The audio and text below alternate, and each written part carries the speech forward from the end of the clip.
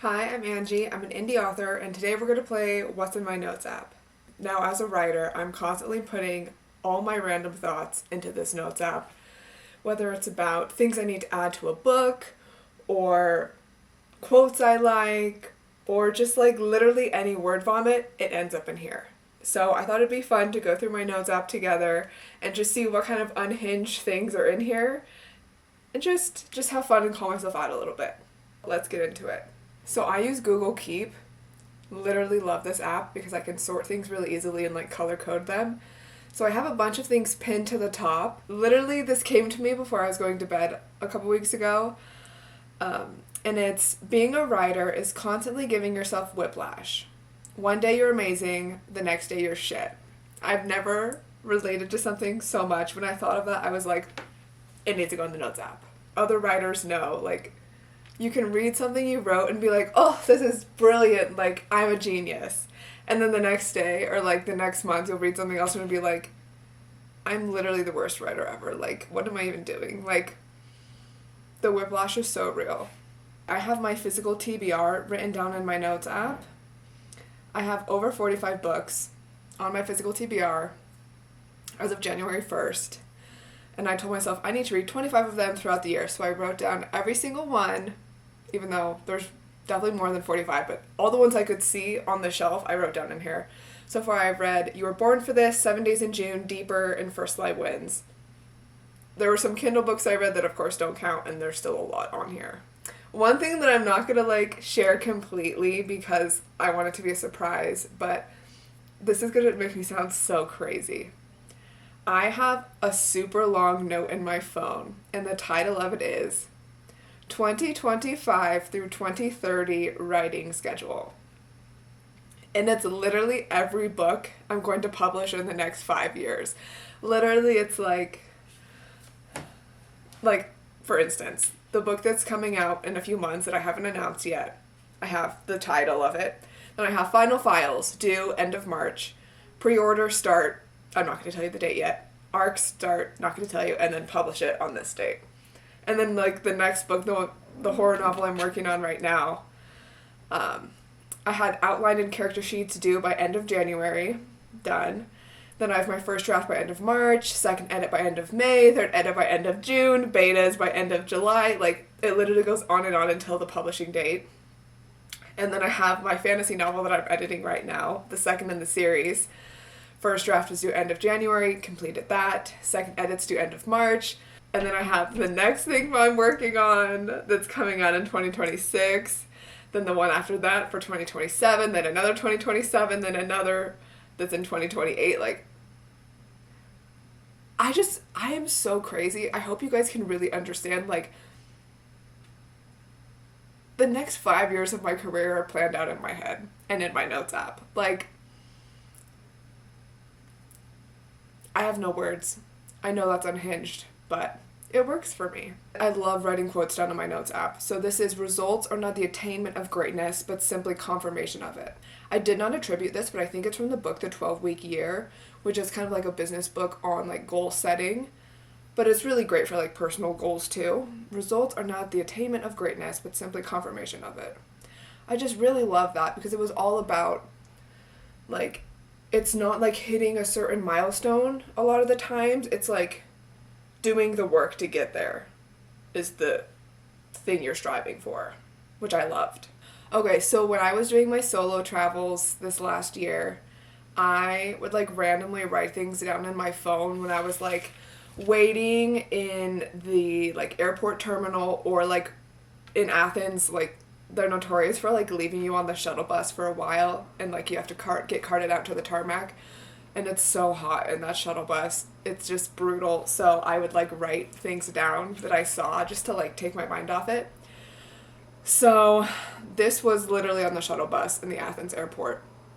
It says, watch how the horizon glistens under the heat, how it moves, like a living thing coming to crawl over you and drag the last breath of chill from your skin.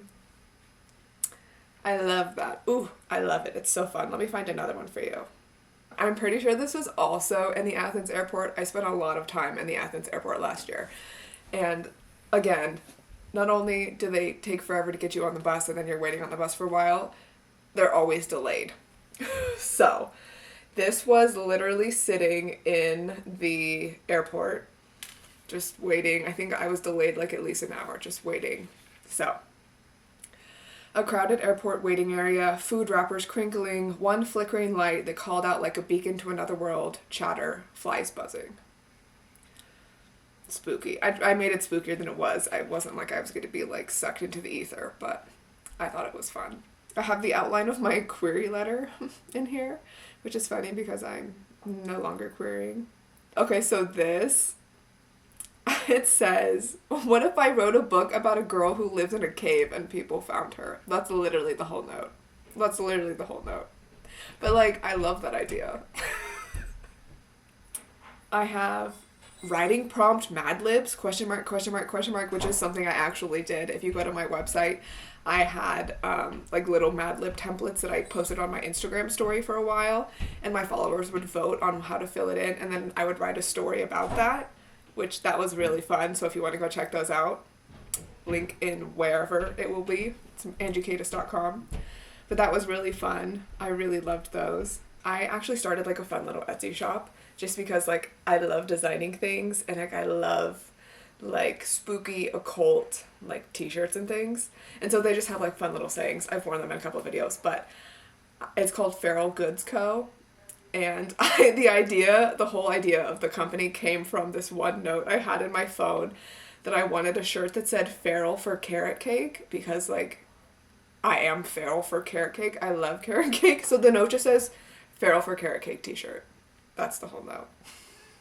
I have a random note in here that says launch a writing challenge January 1st, ? And then do book coaching, ? Have a Discord channel. Must write every day. Everyone sets a daily word count goal. Access to the Discord channel to talk to other writers participating and get advice and coaching from me. I did not launch that January 1st. I just have so many ideas sometimes that I'll just like put it down and I'll be like, oh my god, this idea, I have to do this. And then like a month later I'm like, I'm not doing that. The amount of times I've texted my friends like, I'm gonna do this thing, and like I'll start it and then like I'll be like, yeah, I don't really want, I'm not into that anymore. I have notes in here for like a lot of details for book plots, for like books I'm actually gonna write, so I don't want to share them completely, but like just know there's a pirate novel in here and in here that's gonna be pretty cool. I cannot get my brain to turn off at night. It's like such a problem. It takes me like an hour to 2 to go to bed because I'll just sit there and my brain will be churning through things. And a lot of the times I just roll over and like open up my notes app and just type things out because I can't get it out of my head. I think this was actually before I woke up. I was like having a dream and then I kind of woke up a little and then I was thinking through things. And I have this piece of dialogue that I'm going to add into a book. Please no one steal it. That would be sad. But it says, your lies need only sprout wings and fly, for they'll have better luck elsewhere. I loved that. That was like a random, like half asleep thought that I was like, write that down. I have a note that says, writing captain's log videos, ? Just like so many things. I'm like, what if I did this? I haven't done writing captain's log videos, but maybe I should. Let me know in the comments. Literally so many of my notes are just random like thoughts that like I'm gonna read this to you and you're gonna be like, okay, and to me I'm like, oh my fucking god, that's such a great idea, and I'll like think of a billion other things to go with it.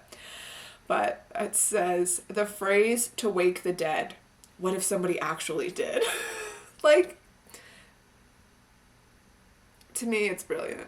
I have a quote here from a book that I have not yet read, but I was watching a YouTube video and someone quoted this author, and it's Will Storr. And it says, the cure for the horror is story, which I really loved. It's like supposedly all about like the cure for the horrors of the world and everything we're going through is story. Like story is how we cope with things, which is good and bad, but I really thought that was profound and I want to read that book, so I wrote it down in here. I really love this. Again, please no one steal this. That would be so sad. But again, if you write this and I write this, like we're going to write it in 2 completely different ways. So at the end of the day, it doesn't really matter. So whatever. But it says, novel with the format of letters or texts or emails. And then halfway through the book, we meet who is sending and receiving them. Or the 2 people meet IRL and the second half of the plot action kicks off. Maybe they're planning something. I thought that was fun. I'll randomly think of dialogue, like something will happen or I'll be watching something and my mind will just like offshoot to something else and I'll be like, again, write that down, write that down. So this is scene of someone being interrogated and they're offered coffee. And the detective slash agent is annoyed and pounds a swig from each of the styrofoam cup dramatically and goes, ah, delicious, because they think it's like poison. So like in my mind, this is what I'm seeing, like, you're the person being interrogated, I'm the detective. Why am I acting this out? I don't know. But then it's like, they won't drink it because they think it's poison. So I go, go, go, go, go, go, go. Ah, delicious. Like, but more dramatic than that. Because I'm not an actor. They'll be like, ah, delicious. I don't know. I thought that was funny. And I want to write into something. But I don't know what it's going into. But it's in here. So it'll go somewhere eventually. Okay, this is a quote I really loved. It's like dual attributed to either William Shakespeare or Pablo Picasso. Very confusing. I don't know how attributions like get messed up that bad where it's like two drastically different people and you don't know where it came from. I have no idea. But it says, the meaning of life is to find your gift. The purpose is to give it away. I liked that a lot. I have so many random notes that are like, these are things that I've thought after editing parts of my manuscript and I'm like, oh, I have to go back and change this, but I don't want to dig through all these, so I'm like, I'll just make a note of it for later. It says, note, in Into Darkness, Chapter 1, Hassan only has daggers since his sword is broken, or show him with a jagged sword. Like, it's literally random things that, like, that means nothing to you, but for me, it's like, oh shit, yeah, I really need to change that. Okay, this I loved, and I hope I don't sound crazy when I try to explain this, but I was reading a book, and I believe it was Life Pass by Payal. I just had to look and make sure I pronounced the author right, but it's Payal Kadakia. But she is the CEO and founder of ClassPass. So I was reading her book Life Pass, which is all about like following your dreams and everything. And she said success does not equal achievement. And she was talking about it in the sense that like her company hit all the like venture capitalist startup like funding highlights or whatever. Like she got all these achievements from that. And then they didn't get as many signups as they wanted when they launched the site. And so it's like on paper they had all this success, but like and all these things that they achieved, but they didn't really have the true success. So again, late at night, I was thinking about this. Literally, I'm going to sound crazy because this isn't going to make sense till like 75% of the way through this conversation. First, I was trying to think like, is it success doesn't equal achievement or achievement doesn't equal success? Like which of those is like the originator? And so I was trying to figure out, okay, I was like, look on two sides of the math equation. So it's like 2 + 2 = 4. Like, is success the 4 or is it achievement the 4? Like, which is the ending? Success equals achievement, achievement equals success. Which one is it? 2 + 2 = 4.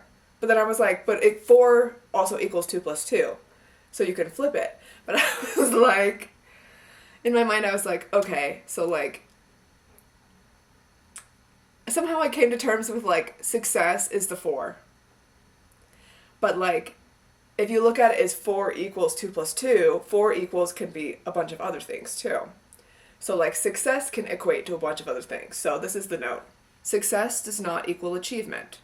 Just how 4 does not always equate to 2 + 2, it can be found by a multitude of opportunities, 3 + 1, 5 - 1, 9 - 5, etc. So in my mind, I was like, yes, success does not equal achievement. Because 4 can all be all the other things. So like there's so many different paths to success that aren't like what we've been programmed and what you think it is. I got really weird and really deep. I'm sorry. I hope that makes sense to someone and they're like, wow, success does not equal achievement. 4 = 2 + 2 and it equals a bunch of these other things. That's just how my brain works. I'm sorry. I have a to-do list for publishing book 1, which is the book that's coming out soon, the fantasy book.